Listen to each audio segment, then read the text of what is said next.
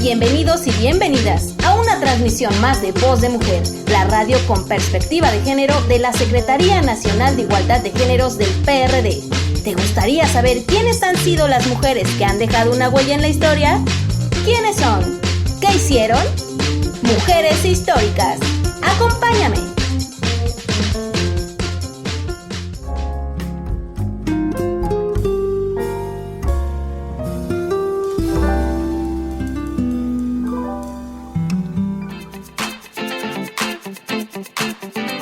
Pues ya estamos aquí, amigas y amigos de Voz de Mujer. Bienvenidas una vez más a otra transmisión de cápsulas radiofónicas para el empoderamiento de la mujer, las cuales buscan que tú, sí, tú que me estás escuchando, goces plenamente de tus derechos y vivas una vida sin violencia ni discriminación. Pero para lograr tu empoderamiento es necesario que fortalezcamos nuestro conocimiento y con ello nuestro liderazgo político. Por ello me encantaría que me acompañes cápsula tras cápsula a conocer un poco a esas mujeres que dejaron una huella en la historia.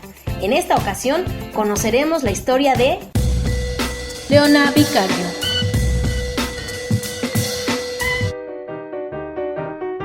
Leona Vicario Fernández de San Salvador, nacida en la Ciudad de México en el año de 1789, heroína de la independencia mexicana, esposa del escritor y político Andrés Quintana Roo. Apoyó con todos los medios a su alcance la causa de la independencia, exponiéndose a multitud de riesgos y penurias. Hija del comerciante español Gaspar Martín Vicario, natural de Ampudia, Palencia, y de la criolla Camila Fernández de San Salvador y Montiel, quedó huérfana y permaneció desde muy pequeña bajo la custodia de su tío, el doctor en leyes y respetable abogado Agustín Pomposo Fernández de San Salvador.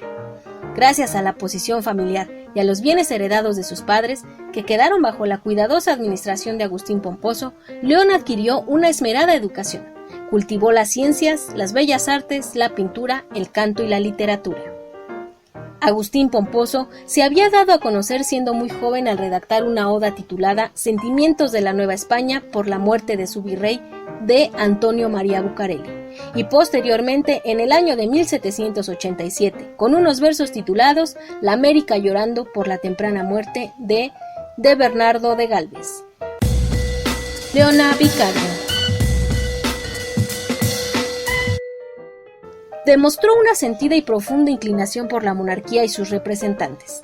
La invasión napoleónica y los reveses de la realeza que desataron la guerra de la independencia española pusieron a prueba su talento poético hasta que tuvo que enfrentarse con los que consideraba desgraciados intentos de levantamiento y rebelión por parte del cura Miguel Hidalgo. En esa ocasión escribió una memoria cristiano-política sobre lo mucho que la Nueva España debe temer de su desunión. De acuerdo con sus biógrafos, Leona creció en virtud y sabiduría, pero dotada de un espíritu rebelde y libre que no admitía ninguna tutela que impidiese su desarrollo, en un clima de apertura a todas las novedades, tanto en lo que se refería a sus lecturas como a sus amistades y actividad social. En el bufete de su tío y tutor, trabajaba como pasante en leyes Andrés Quintana Roo, recién llegado de Yucatán, de quien se enamoró y con quien colaboró llena de entusiasmo en favor de la protesta criolla por los acontecimientos que se sucedieron en Nueva España, a partir de 1808. Entre otras actividades, desde 1810 actuó como mensajera de los insurgentes, dio cobijo a fugitivos, envió dinero y medicinas y colaboró con los rebeldes, transmitiéndoles recursos, noticias e información de cuantas novedades ocurrían en la corte virreinal. Ferviente proselitista de la causa insurgente, a finales de 1812 había convencido a unos armeros vizcaínos para que se pasaran a su bando. Trasladándose a Tlalpujahua, localidad en que estaba instalado el campamento de Ignacio López Rayón, donde se dedicaron a fabricar unos fusiles tan perfectos como los de la Torre de Londres, según Carlos María Bustamante. Poco después, las autoridades interceptaron a uno de sus correos, el cual la delató, por lo que fue vigilada y seguida cada vez más de cerca. Finalmente, en marzo de 1813, la Real Junta de Seguridad y Buen Orden, creada al producirse el levantamiento de Dolores, decidió intervenir y le instruyó un larguísimo proceso en el que fueron apareciendo las piezas y documentos que la inculparon gravemente, entre otros los relativos en sus intentos de huida para pasarse al campo de los rebeldes. Leona Vicario.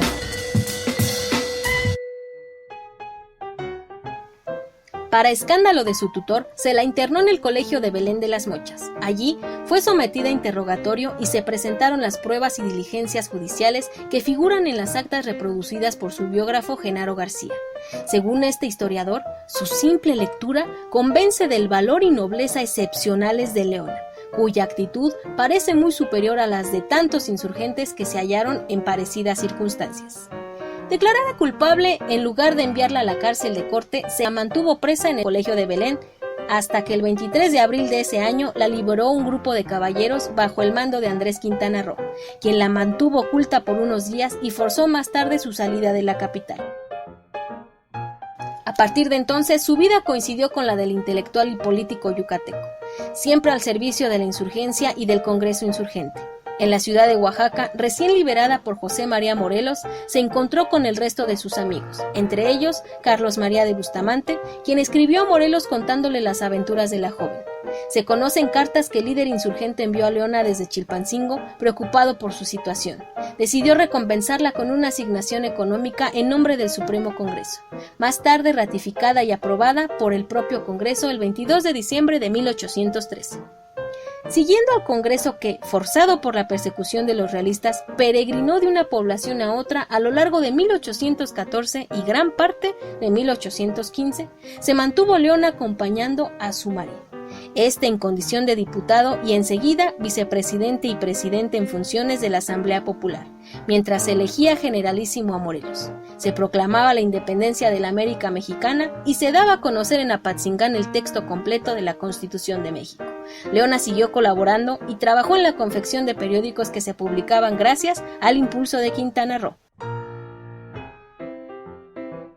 En el año de 1827, el Congreso del Estado de Coahuila y Texas acordó que la villa de Saltillo se denominase en adelante Leona Vicario, constando en el expediente de concesión la respuesta agradecida de la mujer fuerte de Independencia, como ya era por entonces conocida. Más tarde, con una segunda hija a la que llamaron Dolores, en recuerdo de la villa en la que Hidalgo proclamó la rebelión de 1810, siguió las vicisitudes políticas, periodísticas y poéticas de su esposo, a quien defendió y por quien peleó cuando el presidente Anastasio Bustamante decidió su persecución y condena como represalia por las campañas de prensa que se difundían en El Federalista, editado gracias a los recursos de Leona. Fue muy comentado el incidente ocurrido en febrero de 1831, cuando algunos policías secretos visitaron su casa en busca de complicidades y como maniobra de intimidación, lo que le motivó a solicitar una entrevista con Bustamante y enviar unas cartas de protesta ante El Sol, el periódico oficial. A estas protestas contestó El Sol pocos días después. En prueba de la imparcialidad, insertamos hoy una carta que nos ha dirigido la señorita Leona Vicario, esposa de don Andrés Quintana Roo, a la cual dio cosquillas una visita hecha por dos jefes cuya educación y sentimientos no es creíble fueran a la casa de dicha señora a cometer faltas y mucho menos crímenes. Pocos días después, El Federalista publicó una larga relación de lo sucedido suscrita por la esposa ofendida. Ello dio lugar a una larga polémica de prensa en la que intervinieron El Sol, el Registro Oficial y el propio secretario de Relaciones Lucas Alamán, líder indiscutible del partido en el poder, a quien Quintana Roo acusaba de querer ultrajar un nombre respetable. La carta firmada por Leona y dirigida a Alamán, fechada el 2 de abril, está llena de hermosos conceptos de elevado patriotismo. Mi objeto en querer desmentir la impostura de que mi patriotismo tuvo por origen el amor no es otro que el muy justo deseo de que mi memoria no pase a mis nietos con la fea nota de haber yo sido una atronada que abandoné mi casa por seguir a un amante. Todo México supo que mi fuga fue desde una prisión y que ésta no la originó el amor, sino el haberme apresado a un correo que mandaba yo a los antiguos patriotas. Confiese usted, señor Alamán, que no solo el amor es el móvil de las acciones de las mujeres, que ellas son capaces de todos los entusiasmos y que los deseos de gloria y libertad para la patria no les son unos sentimientos extraños. Antes bien, suelen obrar en ellas con más vigor. Son más desinteresados y parece que no buscan más recompensa que la de que sean aceptados. En 1833, Quintana Roo fue nombrado secretario de Justicia de un gobierno liberal, y aunque renunció meses después por disentir de las decisiones que tomaba el partido del general Santana, desde 1835 y hasta el final de su vida, permaneció como magistrado de la Suprema Corte de Justicia. Pocos años después, el 21 de agosto de 1842, falleció Leona Vicario, en la Ciudad de México, rodeada por su esposo y sus 2 hijas. Hasta el final de su vida, había seguido escribiendo y opinando, tanto en las páginas del Federalista como en las tertulias literarias y políticas que había sabido impulsar y a las que asistió siempre lo más granado de la sociedad liberal. Reposó inicialmente junto con los restos de Quintana Roo en la Rotonda de los Hombres Ilustres, pero desde 1910 sus cenizas se encuentran depositadas en la cripta de la Columna de la Independencia en el Paseo de la Reforma.